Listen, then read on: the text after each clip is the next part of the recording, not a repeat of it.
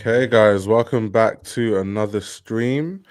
For the person asking, am I traveling or is this your new streaming time? No, so I have an event to go to in like 3 hours or so. So I just thought I'll stream because I haven't streamed in a while and a lot of stuff has been going on. So I thought, why not hop on stream, talk to you guys for a bit and then go to my event. But I'm hoping to make the stream time like 8 p.m.-ish UK time most days when I get back into it, to be honest. You know me, once Fashion Week starts, I'm back on the stream. So I should be trying to review as many shows as I can possibly do if time permits. So that's basically the situation there.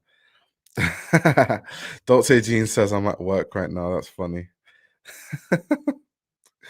How's work going though? How is work treating you? Anyway, guys, as you guys can see from the title, we have a few topics today. Nothing too crazy. Obviously, we're talking about Wisdom Kaye and Miu Miu. We're also talking about Demna's semi-debut at Gucci, and I'll tell you why I'm saying semi in a moment. We're also going to be looking at the Tiger movie that Gucci just dropped, and I really wanted to break it down. I actually watched it in the Discord with a few people in the Discord, so join the Discord if you haven't. We have a lot of fashion chats in there. And then we are ending it talking about Hedi Slimane and Celine, essentially. So right now, we're first going to start with the whole Wisdom Kaye story. So let me just put that on the screen for you guys. So let me change this ratio. So for guys that don't know, there's a massive story concerning Wisdom Kaye. Let me just refresh my page. I don't know why it's like that. Here we go. So there's a massive story concerning Wisdom Kaye. So Wisdom Kaye essentially spent $18,000 in the Miu Miu store. Upon coming home, he was testing a few of the items, just being like, oh, this is what I bought, kind of playing around with the zips and the buttons, and the items started breaking. A zipper broke, a button popped off. So he talked about it on TikTok, and he ended up deleting that video. I'm sure he'll mention why he deleted that video. And obviously it went viral because it was like, this man literally spent $18,000, yet all his stuff is breaking. That says a lot about the quality of Miu Miu, if that makes sense. And so since then, they have then been, they've probably been under so much fire. The team, I don't know what they've been experiencing. They sent him replacements. Now I want you guys to see what happened when Miu Miu sent the replacements, and I'll give my thoughts. Miu Miu have sent me replacement items for the two items that broke as soon as I got home. I know I posted that video, and I took it down because we were discussing that, oh, we'll get you new replacement items or we do a refund. And I was like, I really like the items, so I'll just get new replacement items. So here we have a new vest and we have the new sweater. And I'm making this video because if it does happen to break again, I have to have this recorded. It would just be insane for me to come back again for a second time and be like, it broke. So I don't think it will, but I'm just gonna open everything live on camera so you guys can see how it goes. The quality test, on camera Miu Miu quality test. All right, so we got the first jacket. The issue was the zipper, right? So I put it on and the zipper, like I immediately just went down. So let's see. All right, good. We've closed. Nice. Okay, nice. We'll pull. Okay, it's looking good. We sound like we're about to put it on, right? Normal. Nothing crazy. Just opening up the jacket.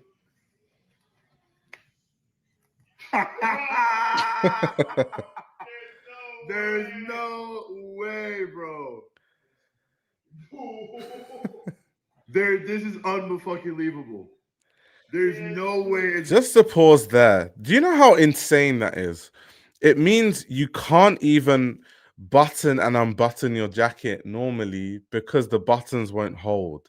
That is like bottom barrel quality if I've ever seen it. Like that is literally quality in the dustbin. That is so insane. Something as simple as just like unbuttoning and buttoning your jacket, you can't even do it because the quality is that outrageously bad. That is just so unacceptable, honestly. That is really, really unacceptable. And on this channel, of course, I've made videos where I've made fun of Miu Miu's prices because I think they're absolutely atrocious. And this is just part of it. Of course, I talk about luxury on this channel. Guys that are part of the Patreon, you guys have seen my, fashion book club, and you guys have seen the whole series I've done on the book How Luxury Lost Its Luster. So we talk about this all the time. This is nothing new. This is nothing that if you watch this channel, you don't know. It's just crazy to see it in real time at times like this. Now, the craziest thing to me about this whole shebang and this whole saga is if I'm Miu Miu, if I'm on the Miu Miu team, I am going to reinforce those buttons with the hand of God, because we've already received an insane amount of backlash from the first time that he bought the items, and the zippers ripped and the buttons got popped. They literally got 1.5 million views on TikTok before he took it down. I'm sure this video has way more views than that. It literally has 1.4 million likes. So instead of them to be like, even if our quality is bad, for the sake of this influencer who is so influential in fashion that if the stuff continues to break, his audience might be like, yeah, we're not buying Miu Miu, this, that, the quality is terrible. If I was them, I would have over reinforced the buttons. I would have tried it. I would have stress tested it. I would have done tensile strength tests. I would have done everything. So the fact that they just sent him any regular sample, and of course, because their quality is so bad, it's probably the same batch that all of them were made in, because, when things are produced in batches. And they expected a different result. And now the reputation is tarnished. I mean, luxury brands, in my view, their reputation was always tarnished. You guys know I talk about this all the time. But for the everyday consumer that maybe isn't too privy to this and they like the aesthetic of Miu Miu, they might be shocked to learn that one of their favorite brands, the quality is this bad. But let's continue watching. Broken again. No, I'm not gonna lie. I was watching it and I was like, mind you, I'm opening this up like regular, like you're about to, you're gonna open it up to put it on. Like, I'm not doing anything. I'm not doing anything out of the ordinary here. And we got another button broken. This one worked. This one was fine. The zipper worked, at least for now. Who's to know how many trials and how many? Luxury fashion is cooked when someone is saying at least the zipper worked. That's insane. Times I have to zip this up and down for it to break it. Because I didn't think it would break, so I was like, oh, I'm not gonna post this. Like, surely I'm not gonna post this video. But now, that's crazy. Damn. And yeah, just the pure sign of how bad luxury quality has gotten right now. First thing to do would have been to check every unit of that style and pull them from the shop floor instead of sending out another one straight away. Yeah, but unfortunately, the reason why this wouldn't happen for fashion brands is because there's no sort of legal requirement for them to do that. If it was a different industry, let's say cars, let's say one car is seen to be like faulty, is seen to have a faulty engine, or, some of the electronics are faulty, they would have to recall all the cars back. Or like a phone, like if one iPhone is faulty, they would have to do a recall of all the iPhones. But fashion isn't really under that kind of pressure legally to do those things, because fashion is seen as something that isn't fatal. Like your button breaking isn't seen as anything fatal, even though there are aspects of fashion that can definitely be fatal. Like if you're using toxic dyes on the garments to save money, and then people are sweating and then their skin is mixing with these toxic dyes over a long period of time, that can give people cancer and stuff like that. But more legislation needs to happen on the fashion industry, but that is a conversation for another day. Yes, it certainly feels like a joke on the consumer, for sure. It really does. It really is insane how they just don't care. The damage to their brand from this is a lot more damaging than from a legal point of view, though. Yeah, for sure. And I think another thing I really want to do, actually, let's have a look at the comments. Let's see what people are saying. Someone said they're in big trouble. If they can't take care of your items, they clearly don't care about anyone's. So good you shared this. I'm confused by this because if I'm a Miu Miu exec, I'm making sure the replacement piece we send Wisdom is reinforced by hand before it's sent out. Like, I'm making calls. Yeah, facts. That's exactly what I thought. Miu Miu quality control team. Why wouldn't they test them before sending? I know. Everyone is asking all the right questions. This is proof that luxury is a scam. You're not buying the quality. Yeah, but we already knew this. This person needs to watch the channel. We've known this forever. I talk about this all the time. Like, there's no correlation between how much money you spend and quality. And if you think that, then I don't know what to say to you, to be honest. I really don't know what to say to you. I've never made a video like this, but I went shopping today at Miu Miu, and as I'm sure you guys know, I'm a big Miu Miu fan. And I went in today and I spent a good amount of money. How much money did I spend exactly? $18,000 roonies. I spent 18. So this is the original video. I think he took it down, but I think he put it back up. So let's watch the original video. $1,000 roonies in Miu Miu. And as soon as I get home, I honestly, this might be irresponsible for me to even do. As soon as I get home, everything broke. Like, here's a vest that I got, right? I got this vest. This button came off. I was about to put it on. The instant I opened it, this button just came off. Look, you can see it's some of the fabric. Like, I shit you not, I just opened it normally. Like, in fact, I didn't even get to really open it. I was taking the button just out like that, and the first button just came off. It just came off immediately. Now, that was the second item to break. The first item that broke was this sweater right here. This has never happened. Like, I've never gotten multiple pieces from a place, and things are just breaking as soon as I get home. This is genuinely fucking abysmal. Like, I wouldn't do this if it wasn't for the fact that, but like, if this was the first thing that broke, if this just broke, I'd be like, wow, what the hell? And I go about my day. But the fact that two things broke. This is facts too. If the buttons can come off that easily, they're definitely going to tarnish very quickly as well. 100% true. I also want to know what zippers they used. Like, are they using Riri zippers? You know, are they using Recogni zippers? Because those zippers are supposed to be like high quality. They shouldn't be popping off like that. Obviously, nothing is 100%. But imagine Miu Miu is using like some really cheap YKK zippers and they're because think of how expensive Miu Miu pieces are. Like Miu Miu, let me go on Miu Miu's website because we've done this before, but it's ridiculous how expensive Miu Miu is, considering the quality is hot garbage. Like let me actually show you guys some of the prices of some of this bullshit. Okay, so these are the exact sweatshirts with the zippers that he has. These are £2,400. Literally £2,400. There is no reason why they shouldn't be using the best zipper money can buy on these shit. The zipper doesn't even look high quality. Like looking at it, even the finishing, you can see here, it's not really even. Yeah, this is just a terribly constructed garment. Charging £2,400 for anything that's that badly constructed should literally be a crime. It should actually be like a crime, punishable by law. That is so bad. But let's go back to the video, guys. Same zipper came off. This one, I unzipped it. I put it on. As soon as I'm trying to zip it up, boom, zipper breaks. I'll show you what the zipper broke too. Because when the zipper broke, I was like, all right, maybe I can just fix it. That was my first thing, was I could fix it. There's like a little piece that goes right here. And then you would stick it through with the zipper. But the piece fell off again. I thought I fixed it. As soon as I picked the jacket back up, it just fell off, gravity. And I don't even know where the little piece is now anymore. It's probably somewhere on the ground.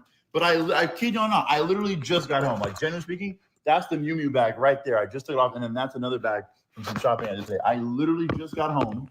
I was just going to put this stuff away, and the moment I get it, it just starts breaking. Yo, imagine spending that much money at a place and everything just breaks. Crazy. That is unfucking-believable. How bad is the quality of your merchandise? I'm a big Miu Miu fan. I like Miu Miu, but that's so disappointing. I'm not even making this video for any reason other than I'm actually. The thing is, I love Miu Miu too, aesthetically. And I like the storytelling and I like what Lotta Volkova has done styling-wise. But two things can be true at once. I can appreciate, you know, Miu Miu from an aesthetic standpoint and a storytelling standpoint. But the prices don't make any sense. And the quality is just atrocious. So I would never, ever use my money to buy any Miu Miu, even though I kind of like some of the stuff aesthetically. I would never, ever use my hard-earned dosh and buy Miu Miu. It's just not going to happen, ever. Even shocked. This is never Oh, I thought something broke again. This has never ever happened in my entire, like, this just happened. Like, I'm just like, whoa. Anyways, in the grand scheme of my life and life in general, not a big fucking deal. Life moves, the world continues. But yeah, that's crazy. Step your fucking game up. That's honestly fucking unbelievable. Yep, crazy. Let's see some more of the comments. Man realizes designer brands are scams. I do think that there is a subsect of the internet where it's like they just want to dunk on people that spend a lot of money on like non-essential things like clothes. I think this is definitely, some people are using this as a chance to like dunk on him, like, haha, you deserve it for spending 18K on luxury. But like realistically, regardless of the situation, no one should spend that money on clothing and it breaks, especially not immediately. That should never be a thing. Like, as a luxury brand, you're supposed to have someone that tests all of your garments, and the garments that are faulty, like that whole batch, it seems, you're supposed to see that when you're testing, and then you just, it doesn't make it to the shop floor. Stuff like that making it to the shop floor is insane. Like, that's actually insane. So yeah, that's a story about Wisdom Kaye. I think it's absolutely amazing that Miu Miu got exposed in a way that they did, because I think they absolutely deserve it. And I think it's good for, the everyday consumer to really understand what we've been saying on this channel for forever at this point. That, luxury fashion is basically a waste of money. For most of these brands, especially the major brands, it's a big waste of money. If quality is your concern when you think about luxury, which for me personally, when I think of luxury, I personally think of quality. So yeah, that's that. Next, let's talk about Demna's Gucci debut. I know everyone has been talking about this online. I kind of want to delve deep and really talk about, the whole story in a very 360 way, as I do a lot of times on this channel. So I think the best starting point, to be honest, is this article, Demna and Gucci written in the stars. Now, I'm not going to read this article. I'm just going to summarize it. Obviously, I've read it already. I have my notes. So to talk about kind of what Demna has been up to at Gucci, he had a Gucci lookbook called La Famiglia. La Famiglia is a Gucci lookbook that is a lookbook of Gucci archetypes, like different Gucci characters. He also today dropped The Tiger, which is a 16-minute film, which premiered in Milan. And it's really just kind of talking about, I don't know why I said 16. It's a 33-minute film. And it's talking about the different characters, and it's kind of storytelling about the different characters. Now, this obviously is coming after a massive and very, very successful tenure at Balenciaga. He ended it with his couture show in July. He's obviously needed time to transition into Gucci, as all of you know. And, this is kind of like a rush collection because he's only had 2 months, really, to show this collection. Now, when we think about Demna and we talk about this whole story of Demna, because I know a lot of people are saying this is a terrible debut, this is like not that great. We have to remember once again, he's only had 2 months. He's only had 2 months. He's only had 2 months. Now, something also really random that I thought was really interesting in covering this whole story in terms of Demna at Gucci is the fact that Kering themselves actually requested that there's product for stores, right? So even though Kering agreed that, okay, cool, you can show clothing within 2 months, all we want is that you put clothing in stores. Now, later today, in literally 3 hours, I'm going to be in the Bond Street store in Gucci, and I'm going to see a preview of a lot of the clothing that we're seeing in this lookbook, which would be interesting to see, like the quality and the different fabrics he's using and how it really looks in person. So that should be really fascinating. But I cannot remember the last time that a creative director had clothing go into stores since they've, actively been creative director this quickly. I've never seen a creative director join a brand and within 2 months, they're revamping the whole stores worldwide and they have all the new product in the stores. Like, I've never seen that in my life. He obviously, Demna does the buy now, see now thing. He's been doing that at Balenciaga. But the concept of a new creative director going to a brand and within 2 months, they've been able to change the stores and bring in new product is wild. That's like insane. And it says a lot. It says that Kering really wants Gucci to work. They want the Sabato de Sano stuff out of stores immediately because it's clearly not selling. That's why they want Demna stuff in stores as quickly as possible, as humanly possible, of course. So it shows a level of like desperation that I don't think I've seen from any luxury brand in recent times, to be honest. So yeah. And when you look at the clothing from his debut collection, of course, he looked very deep into the Gucci archives. I already made a video in the past about, how he was looking deep into the Tom Ford archives. He was looking at different 1970s pieces. He was also looking at different elements of Tom Ford. So I'll give you some examples. So let me just make sure I can put this on the screen. So you guys can have the reference. There's like a Tom Ford SS 1992 piece that he referenced in this collection. I just want to show you guys quickly. Because I didn't really see people talking about this online for some strange reason. Okay, yeah, this is the one. This is the one. So this piece right here is from Gucci Spring Summer 1992. And essentially, this is one of the pieces that was referenced in the Demna collection, right? Because when people are like, oh my God, there's just like men wearing like Speedos and like all this kind of shit. And they're like, obviously, because people just associate like sexy with Tom Ford, right? Just automatically. So they're like, yeah, it's a Tom Ford thing. But I didn't see people, saying the actual reference, right? And when you go through this collection, of course, Demna said these are different characters that make up this sort of Gucci world. That's why it's called La Famiglia. I also like that the first look was a trunk because it kind of talks and speaks to the heritage of the brand. I think one of the big issues with Gucci, and we talk about this all the time, is that it's very hard to pinpoint what the house codes are. Obviously, there are different things you can look towards. You can look towards, bamboo handles. You can look towards horse bits. You can look to... There's different things, but it's not... A lot of the Gucci signifiers are not strong enough. Maybe the gross grain. But there's nothing... There aren't really strong house codes. And I think this is really a problem with a lot of the luxury goods houses, because they're not founded on like ready to wear or like couture, where it's a lot easier to come up with house codes from a clothing perspective.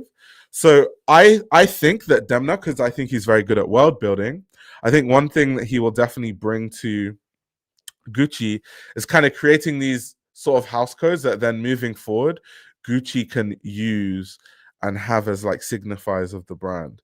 But yeah, you can see there's all like different characters. This La VIP is really funny because obviously it's supposed to mimic sort of like the typical VIP customer for Gucci. But why I think this is really funny is like, why are they wearing head to toe Gucci prints? Is this Demna kind of indirectly saying that the typical VIP Gucci customer just buys really brash, loud Gucci pieces to the point where they have Gucci plastered all over their body? Or is it just him saying, the typical VIP would have so many Gucci pieces, they're basically like Gucci'd all over, and this is like a very caricature depiction of what that would look like. It's kind of like a in jest. So that was funny. You have all kinds of different characters, and the characters which we'll look at in the show notes, they are explained in the show notes, all the different characters. This is also kind of an idea that he's played with at Balenciaga. This character here is the Narcisista, which obviously stands for narcissistic. And obviously this is channeling Tom Ford with the buttons buttoned down all the way to the waist. You also have this kind of double G Gucci motif. Of course, this is a motif that we've seen from Tom Ford, like as you can see here, this is Spring Summer 1992. But then this is something that Alessandro Michele popularized with belts and different accessories. Alessandro Michele famously worked for Tom Ford as an accessories designer, so there was a lot of stuff that he took and then changed slightly and, you know, worked on and made more popular, which is why I think Alessandro Michele had such a successful time at Gucci. Something really interesting too that I'm really fascinated by, because this is something that I've always said that Demna has been amazing at, is footwear design. Footwear design is like what Demna is sensational at. I think that during Demna's time at Balenciaga, there was not really any other brand that was really innovating in the footwear space the way that Balenciaga was. And I hope that he can bring that to Gucci. Here we're seeing these sort of pointy kind of, I don't even know what to call them. They're kind of just like pointy slippers in a way. Some of them have these like Gucci logos embossed. Some of them are just like plain. But that's interesting. I want to see how people take to that. When I go to the store, I definitely will be looking out for that to see kind of if they have those and what those look like up close. You have many other characters too. You have like, you know, the gallery people, the introverted people. You have this is like the typical like Tom Ford, but with a Demna twist. So yeah, you have all these different Gucci characters that make up the Gucci universe. La Bomba, looking like a mob wife. You've got the party boy, La Bomba #2. So you guys get the point anyway. You get the point. The snob, prima donna, the diva, the flora. The flora is self-explanatory because obviously that is the Gucci flora print. So yeah, makes all the sense in the world. 1 second, let me just keep going here, and then we have this is also very Demna, right? Remember at the Balenciaga collections, the ready-to-wear collections, everything would be really commercial, and then the last like 4 to 5 looks would be these like crazy pieces. He's basically doing the same thing at Gucci. And like when you learn about the construction, you're like, oh my God, this is insane. It took like 40 hours of handwork to make. He always does that. He's always done that. Now, let's talk about kind of what people like about the collection and what people don't like about the collection. So what people I've seen online, people saying they don't like, is that we're not really seeing a lot of Demna signatures in this collection.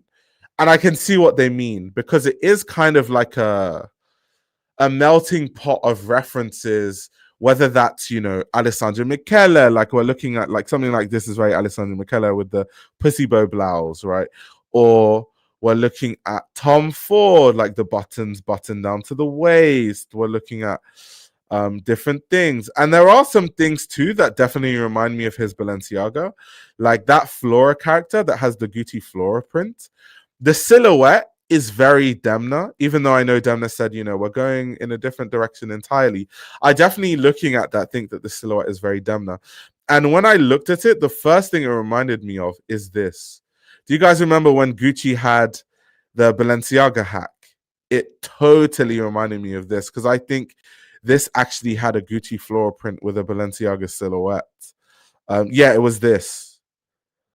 So this piece, this look here, is exactly what I'm talking about with the Gucci Flora. So it's like, we've even seen this from him from when he did the Gucci hack. So a lot of the pieces we've seen from him, and if not, it's like a reference to Tom Ford or Alessandro Michele and stuff like that. So we are really yearning to see a bit more of a Demna signature. That being said, I definitely think that it's still a good start because it's only 2 months and it's not really his debut anyway. This is still a soft launch. He made that very clear going back to the article that I was showing you earlier. He made it very clear that this is a soft launch. And he said very clearly in this interview that he's interested in exploring a new minimalism, is what he's calling it, while balancing Gucci's flamboyance. And that's where, when he was talking about him claiming he's going in a completely different direction to what he was doing at Balenciaga, that's really what that's what he's talking about. So we really need to look forward to his proper debut for Gucci in February to really see this idea of this balance between minimalism and maximalism, and aiming for the perfect duality between these things, and this concept of a new minimalism, and that sort of stuff. I'm very much looking forward to seeing how he does it. Something fascinating, actually, just to give you guys some little tidbits that I got from the interview. Something that really fascinated me that he said in this interview is that he was surprised when Kering approached him for the Gucci job because he felt like big brands were playing it safe, which is interesting coming from him. However, Gucci have tried everything and it hasn't worked. So at this point, they have to be open to new ideas. Otherwise, it's just going to continue to get worse. So they've almost cornered themselves where they have no choice anyway. They try to play it safe and it completely backfired, and they understand now that you can't play it that safe. It doesn't work. So that's why they needed someone like Demna to really, imbue some energy into the brand, to be honest. And it's funny how when he was describing Gucci, he was describing Gucci as this like playground full of rich creative ingredients versus Balenciaga's constraints. Now, I really wonder what he means by that. When he says that Gucci is a playground full of rich creative ingredients while versus Balenciaga's constraints. Did he feel constrained at Balenciaga? Maybe he felt constrained by the expectations of what you would do at the House of Balenciaga because it's associated with couture and like certain silhouettes and a certain look that people felt Demna was going away from season to season. And maybe he feels like at a place like Gucci that doesn't have well-defined house codes the way that Balenciaga does, there's more freedom to do different things. If that's what he's alluding to, I definitely think he's right in that sense. I definitely agree. He said, to be fair, we sometimes know Demna be saying shit. He does, but it's just good to just talk about what he's been saying. But this felt so safe. I was surprised, to be honest, but I'll wait and truly judge next season. Yeah, that's the thing. This is supposed to just be like a safe transition collection before we get his proper debut in February. So it being safe is neither here nor there. You know what I mean? So yeah, so that's kind of essentially his debut collection. Just to go through the show notes really quickly, just to kind of talk about some of the key themes. It says, this collection marks the genesis of a new Gucci era, unapologetically sexy, extravagant, and daring. La Famiglia is a study of the Gucciness of Gucci, an expression of the brand and a mindset and a shared aesthetic language. It reinterprets the house's codes through framed portraits of an extended Gucci family, captured by Catherine Opie, made up of singular personalities and distinctive aesthetic attitudes, the different facets of Gucci's personas, which is basically what I alluded to earlier, in terms of like how he said he's essentially creating these different characters that represent his understanding of what Gucci means or what it, represents to him, in a sense. Reading on, the lookbook opens with La Archetypo, a monogram travel trunk that highlights the house's origins, as a Valigeria, followed by Incasata in a 60s style little red coat that reflects her fiery demeanor. It's also quite funny because Sabato De Sano tried to make red a thing when he had the Ancora red, and now we're going with red. Demna's going with red, but just doing it in a different way. I wonder if that's like I always wonder if these things sometimes are like from up above, like from execs, saying that we've spent so much money developing reds and, playing with red dyes, you just have to use it somewhere. You just can't get away from it. And also red is kind of very typical for Gucci. If you think of the gross grain, that's why red is like a big Gucci color anyway. But moving on. La Bomba's volatile feline sass is mirrored by her stripes, and La Cativa embodies the severe elegance of a femme fatale. Miss Aperitivo is simply preoccupied with having the time of her life, while La Influencer embodies the social media fashion enthusiast. La Mecenate or La Contessa, Scuria, and Prima Donna exude refined Italian elegance, while Principino and La Principessa capture two sides of the same coin. They want to be the center of attention. Which is actually quite funny and very, very interesting. The Italian art of effortless elegance, sprezzatura, informs gestures of ease, sling-back kitten heels and soft leather mules worn stepped in, the mastery of spontaneous nonchalance. Heritage signatures are revisited and revived. The Gucci Bamboo 1947 bag, a 78-year-old signature that remains as innovative today as ever, is reproportioned alongside the horsebit loafer, a house icon since 1953. The floral motif appears as you know it or reimagined in a nocturnal incarnation. The GG monogram, Gucci or Gucci's initials, appears throughout, worn with head-to-toe abandon from lens to loafer, all or nothing. Silhouettes span extremes, from the maximalist grandeur of a feathered opera coat and high jewelry to the neo-minimal sensuality of seamless hosiery garments. Dressing for pleasure is emphasized and glamour is carried over into menswear. The elegance of evening wear is applied to transparent bodycon sets and sophisticated black tie swimwear, a new interpretation of La Dolce Vita. La Famiglia marks Gucci's return to storytelling, going back to the future by way of the past, defining the aesthetic base upon which Gucci's vision will be built, leading up to his first show in February. So that's kind of what they said in the show note. Last thing I actually want to talk about, because they mentioned bags, there was something that was surprising about this collection, to be honest, was the fact that there wasn't too much of a focus on the bags. Secondly, I think these are really cool. We were talking about this in the Discord. These kind of like exaggerated aviator sunglasses. These are quite cool. I wonder how people are going to take to these. And there are also different elements commercially that could be really cool, like Gucci ties, I think could sell really well. When you think of different luxury brands like Bottega Veneta, they are quite synonymous now with, you know, leather manipulation and fabric manipulation and stuff like that. And their leather ties sell like hotcake. So if Gucci can kind of play with fabrics and then find colors and fabrics that are very much associated with Demna's time at Gucci, they can start selling commercial pieces like the belt, you know, like the sunglasses, like these crazy aviators. You even got the double G over exaggerated earrings, and then you have a chain, and then you have a belt. Kind of what Demna was saying in the show notes, that it's, you know, completely over exaggerated. You also have these horsebit details as the belt, also the horsebit loafers being transformed into these sort of pointy, you know, slippers. Which is very Balenciaga, like taking like a loafer and making it into a more exaggerated silhouette. Here, the double G once again in the earrings and the chain, obviously classic bag and all that sort of stuff. So that's kind of the rundown with Demna's soft debut, kind of debut collection, if we're going to call it that.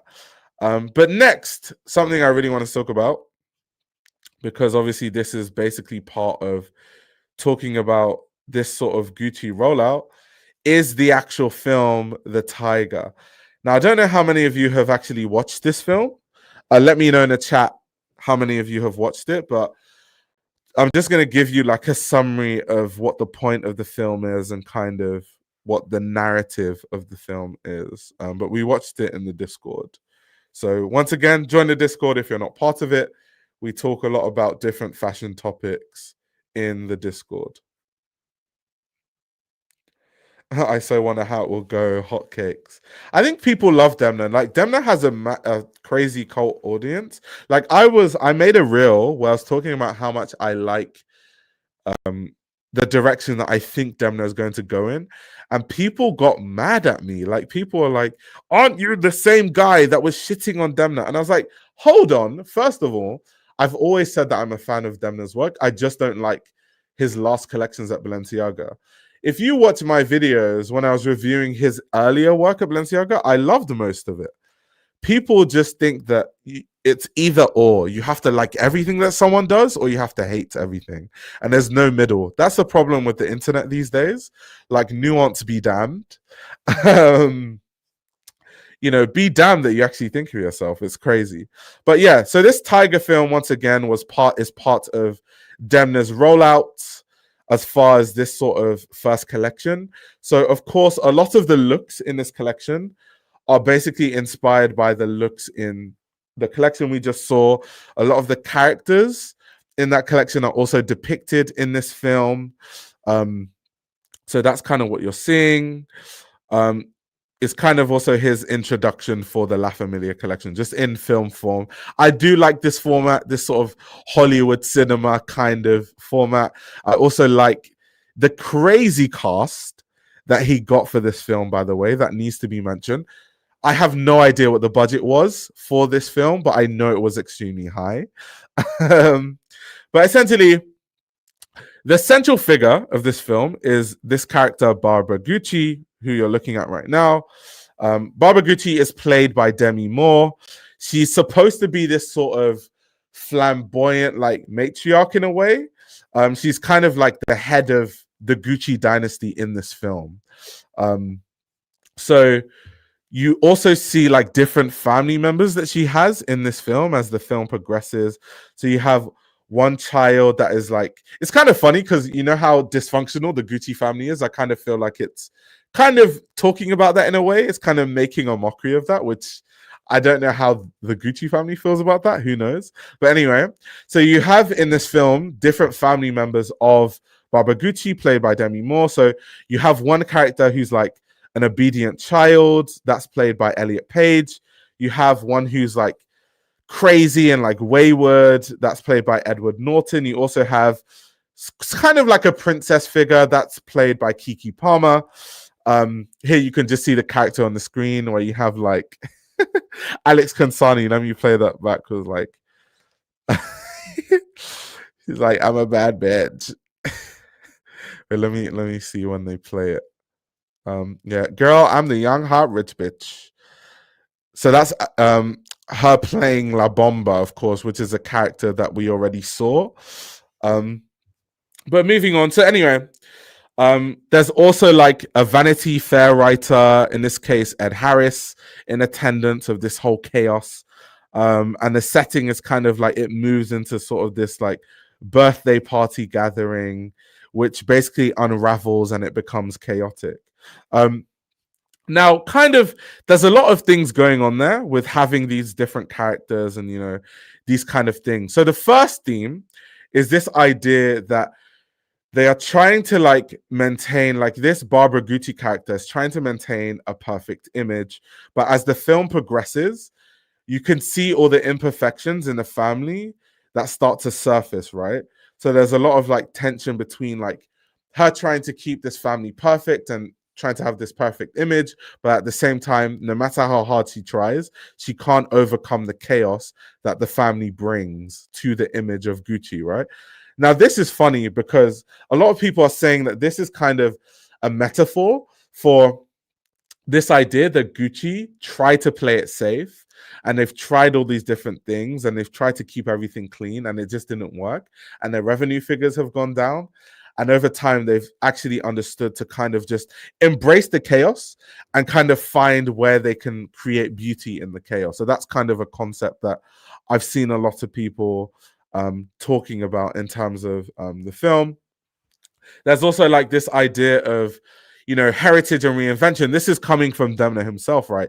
Because Demna, if you look at the collection, it's really looking at these different references, but trying to modernize them and reframe them in a modern sense. So you have the likes of, you know, the Tom Ford era, but the silhouettes are slightly wider. That's him modernizing it and reframing it for a modern audience, right? You have the likes of kind of like using a Gucci floral print, but using a more modern silhouette compared to kind of the earlier ways that the Gucci floral print would be used. So it's kind of like referencing past eras, but kind of bringing a new, you know, design language to it in a way. People have talked about the main conversation I've seen people having about this film is talking about the tiger itself, this metaphorical tiger in a sense, because a tiger is something that is very dangerous, is very threatening. When you think of a tiger, you think of threat, you think of a predator, you think of force, you think of strength, you think of agility, you might think of chaos in a hunting process, right? And people are talking about kind of this idea of the film representing this symbol for, which is kind of what I alluded to earlier, just embracing chaos and like not being so rigid in the way that they want to do things. And that has very much been the case of Gucci's downfall. Let's talk about how Gucci's downfall has progressed over time, right? It started with Gucci, like revenues going down slightly, and then trying to make Alessandro Michele have a more clean aesthetic. Alessandro Michele not being willing to do that. So Alessandro Michele leaving Gucci and going to Valentino and just doing what he wanted to do. And then them hiring Sabato De Sarno essentially as a way for them to, in their mind, kind of rebrand and go in a direction that they think would lead to them not losing more of their market share. As a result, they lost even more of their market share and they lost a lot of their core audience. And so now it's seeming like they're just understanding that instead of trying to fight the chaos, embrace it and then try to be one with the chaos in a way. So that's kind of this idea of like the tiger and this metaphor of the tiger, which I really liked. So yeah, those are kind of like the key themes that I personally got when I watched the film. Like I said, we watched it in the Discord together. And I think it says a lot about what Demna's philosophy is going to be, because like I said in the interview earlier with BOF, Demna was saying that he was really surprised that they would even hire him because he thought that the major brands were opposed to taking risks. And I think that's a really key theme in this film, right? Is this idea of risk and reward. It's like Demna's going to do things that are going to be risky, they're going to be edgy, he's going to take it in a different direction, he's going to do a lot of storytelling, and it's like high risk, high reward kind of thing, right? That's kind of an interesting theme. It's kind of like they're changing the strategy. The fact that the clothing is being made available, it's very different to what they would normally do. Having clothing made this available this quickly when a new creative director comes in. There's a lot of risk versus reward kind of stuff going on. And I think for me, that was a really key theme. So I did actually enjoy watching the film. I think it was really cool. I think it's a cool format. The budget, like I said, absolutely insane.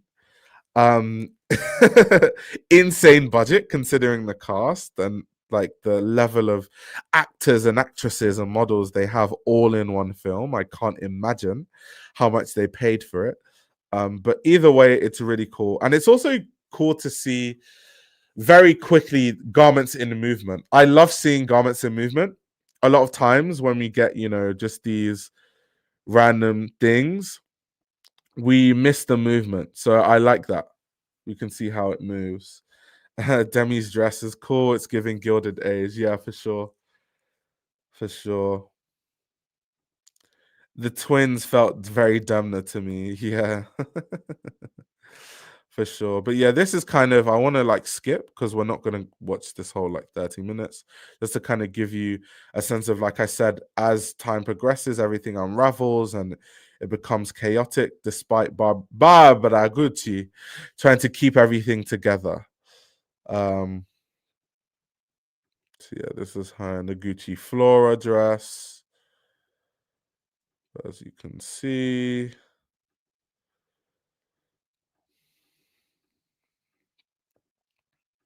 But yeah, really, her talking to the fashion editors, really, really cool film. Yeah, this is when the chaos really ensues.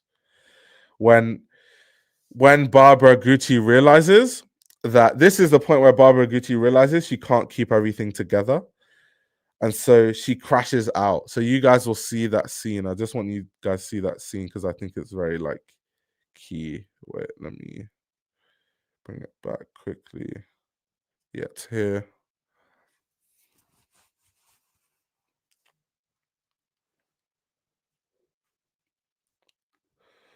Joel says, I thought it was a genius way to showcase the clothing, not a fashion show, but a fashion film.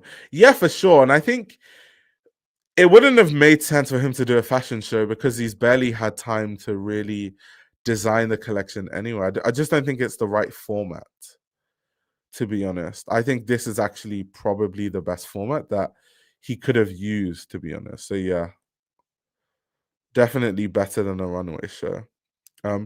Also, something that this reminded me of, I just wanted to touch on this quickly, is this video here.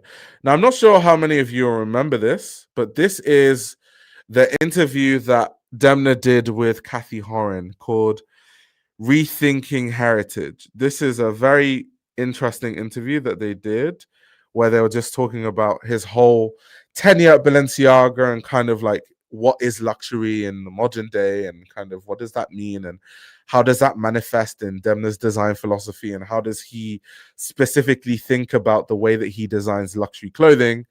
And even when you watch this interview, and if you haven't watched this interview before, definitely give it a watch. When you watch it, you can really see that Demna is at odds even with how he thinks about luxury, right? Because he understands that even within the realm and the concept of what he does, there are different people that have to have a say, like the merchandisers and, you know, all these different people that are involved in the brand. So I think with Demna, he's kind of asking himself these questions again at Gucci. And those were the themes I was seeing in that film, The Tiger. I was honestly seeing all of those themes all over again. This is also a great answer to brand identity criticism, as the matriarch realizes she can't be perfect, but she's so many things to so many people, kind of like the brand itself. Yeah, that's facts. That's facts. Also, that's such a good point. Let me also show you something that really stood out to me in the film, right? It really stood out to me in the film. I just want to point it out and then we'll move on to the next thing. Let me just put that on the screen. Okay, 1 second. Let me show you. So, something that really stood out to me is the scene, this courtyard scene. So, in this courtyard scene, right? I'm just pause it here. So, in this courtyard scene, obviously, you have basically a lot of the looks from the collection kind of slapped into this scene, and you have all the models kind of modeling the looks in a way. Right now, all these looks are obviously supposed to be different Gucci characters in the Gucci world, so they are very different looks and very different aesthetics. Right now, that being said, if just to look at Barbara Gucci's demeanor as they show her the different looks and the different characters, so like she's like, I really like this, but this is too much beige, and then she's like, this is excellent, this is strong, sharp, severe, but I want a different bag. And then moving on, then this is when she's like, girl, I'm the young hot rich bitch. Like, so it's literally, to me, showcasing all the different kind of people and different elements that make up what Gucci means. Or it shows you how different people that wear Gucci can be. That's kind of what I thought about when I looked at this scene, this opening scene. Well, it wasn't the opening scene, but like one of the earlier scenes. Yeah, buyer personas turn into characters, exactly.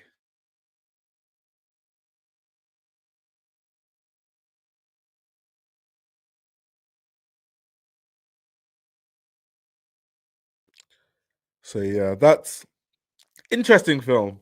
Interesting film. I think a lot of symbolism was packed into such a, well, it's not short, it's 33 minutes, but I like it. I like all the Easter eggs, you know, slammed into the into the film all at once. So yeah, that was very, very interesting. Another thing I want to look at quickly before we end this is, of course, Demnagram, because Demnagram always has amazing coverage on everything to do with Demna. And something that was really interesting was just like some of the quotes that they were showing and all that sort of stuff. Like here, I think a lot of expectations for me here in general are that I come here and do oversized jackets and put logos on it. Why'd I come to Gucci to do that? What I've done before? I feel like it's superficial to expect that from me. For me, people who expect that don't really know artistically who I am. So let's see who you are, Demna. Why would I come to Gucci to do what I've done before? Fair enough.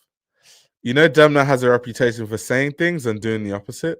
So let's just see for ourselves if, that tends to be the case. He said, Gucci is also a lot about the attitude. All of these characters are confident. They have a point of view.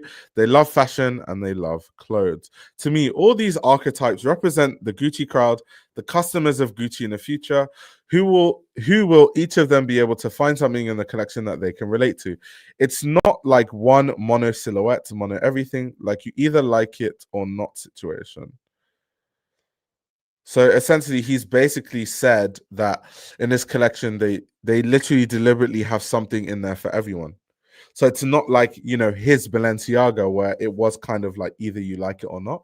He's basically saying and presenting this idea that for his Gucci, it's more a case of there's something in there for everyone. So it won't just be a case of, if you like it, then buy it. If you don't, then leave it alone. It's definitely not going to be that. Is essentially what he's alluding to. This is the invitation to the Tiger film. Of course, you have like some more like different aspects and looks of some of the La Famiglia collection. And yeah, this is basically it. So yeah, guys, that's the whole story on Demna. That's everything about Demna so far at Gucci. I'm definitely looking forward to going to the store, and of course I will report back to you guys after going to the store and seeing the clothing in person, because I'm just honestly really curious. Speaking of Easter eggs, the scene with Elliot tripping out gave us a peek into the world he is building. All these characters he's creating makes the customer relate to something or someone. Oh yeah, 100%. 100%. But yeah, moving on. The last story I want to talk about, guys, is this. Hedi Slimane and Celine. So I'm not sure how many of you are aware, but quite recently, well, not that recently, maybe like 2 weeks ago, Hedi Slimane basically wrote a letter to Celine. So what you guys are seeing on the screen is the letter, and the letter reads as follows. I left Maison Celine in October 2024. Since then, I have been convinced, and I rejoice in advance, that Maison Celine will know how to brilliantly reinvent for its advertising campaigns, as well as for its institutional image, a distinctive and autonomous photographic grammar and universe proper to such a promising new chapter. This, in a spirit of creative independence and renewal, free of any survivance, of any borrowing, or any insistent reference to my photographic style, including my advertising campaigns and films with Celine. This goes without saying. It is, in respect for oneself and for others, the opportunity, the pride, and the happiness of each new talented creative team, and also of every professional photographer, to create, invent, and innovate with vigilance, originality, and integrity, to remain attuned to one's own era, and to inscribe the future successes of this beautiful maison within a world of luxury and of image in perpetual evolution. I look forward to discovering this photographic renewal at Celine and a new visionary image of a French maison to which I remain deeply attached. Hashtag fashion for everyone. New Celine, time to finally be yourself. This is absolutely hilarious, because this is obviously Hedi Slimane being messy and Hedi Slimane being passive aggressive and saying that Celine is essentially copying his photography style. Now, for those of you that don't know, because there's new people to this channel, every day, so I have to like re-explain these things. But a while ago, basically, we covered this story. This is a story that came out via BOF. This is shortly before he left Celine, and it was really talking about, can Celine work without Hedi Slimane? So it talked about how the revenues have been significantly up with Hedi Slimane, but also talking about how Hedi Slimane can be quite difficult to work with, how he didn't work in a headquarters. He worked out of Saint-Tropez. It also talks about the likes of the fact that Hedi Slimane has like crazy control, that he was in charge of the campaigns and he was in charge of the perfume line, and he took royalties on the campaigns and on the perfume line. It's a big reason why when Hedi Slimane left, they literally were not allowed to like use any of like the material anymore. They couldn't use it. So there was a long time they couldn't post because they couldn't use any of the material, because technically Hedi Slimane owns all the rights to all of it because he shot it. So kind of just like talking about all that sort of stuff, and kind of how can Celine possibly survive when they no longer have a designer that like has that much of a strong visual identity, in a way. And I think he does have a strong visual identity, even in photography wise. So going on Instagram, when you look at their Instagram, right? Because let's go down to like the start. So this earlier stuff definitely looks like Hedi Slimane, like style of photography. It does. So I get where he's coming from. It does. This is like, you know, Hedi Slimane to the core. Like you look at it, it's Hedi Slimane to the core. Like it's Hedi Slimane to the core. That earlier stuff is actually Hedi Slimane stuff. But then you start going further, and it's like, oh, they're just continuing the Hedi Slimane stuff. Then they tried to change the style a bit. You can see here from when Michael Ryder's collection dropped, and they started, you know, showing. You can see like it still has a similar energy, but the color grading is different. There's a bit more contrast. But then they kind of went back to kind of the Hedi Slimane stuff. Like this kind of stuff here is very Hedi Slimane. And that's why Hedi Slimane kind of gave them a soft warning. Even stuff like this is extremely Hedi Slimane, right? So Hedi Slimane gave them a soft warning. And if you know anything about Hedi Slimane, you know that Hedi is one for the lawsuits. Like we know about Hedi Slimane and his lawsuits. We know that he's, you know, won more than £8 million in a lawsuit with Saint Laurent. We know that, you know, he won't shy away from taking these brands to court. So if Celine knows what's good for them, they should just switch up the visual identity so that Hedi Slimane does not come knocking with a lawsuit, because we know he can do that. He has that reputation. That being said, I have very much enjoyed what Michael Ryder has done so far. I've really also, it's grown on me as time has progressed.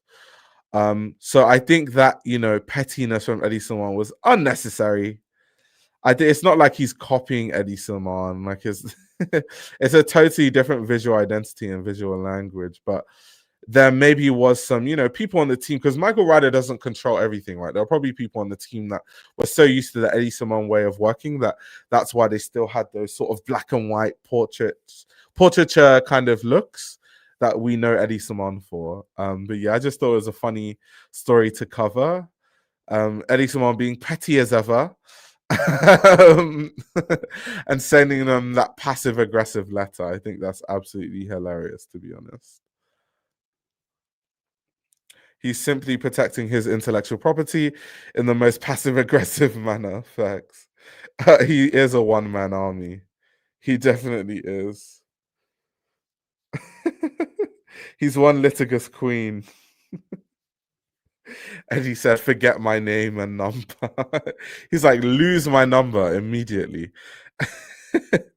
And he said, why are you so obsessed with me? Yeah, facts. But no, I've enjoyed the Michael. I don't know about you guys, but I have definitely enjoyed what Michael Ryder has been doing at Celine. I definitely am going to do a stream at some point when I get around to it, just revisiting his debut collection, knowing kind of what I know now, and like seeing some of the clothes up close and all that sort of stuff. So yeah, thank you guys for coming to my TED Talk, and for, you know, tuning into the stream. This was a lot of fun being back after however long. I definitely need to stream more consistently. I haven't streamed in like a whole month, which hasn't happened in like forever, but I've just been like really busy. But yeah, thank you for tuning in. Before I go, please hit the YouTube notification bell. That way you will know when I, become live. You'll know when I drop these lives. Also follow me on Twitch, because actually I think Twitch gives better alerts for my streams than YouTube does, because you get like an alert to your email, so you'll know a lot easier that I'm live. And also you guys can see I'm wearing the Spotify hoodie. You can actually watch these streams back on Spotify if you have a Spotify account or you're interested. I work with Spotify now, so my streams are Spotify exclusive, so you can find them on Spotify. So yeah, thank you very much for coming to my TED Talk, and I will be seeing you guys in the next stream, hopefully very soon. But thank you very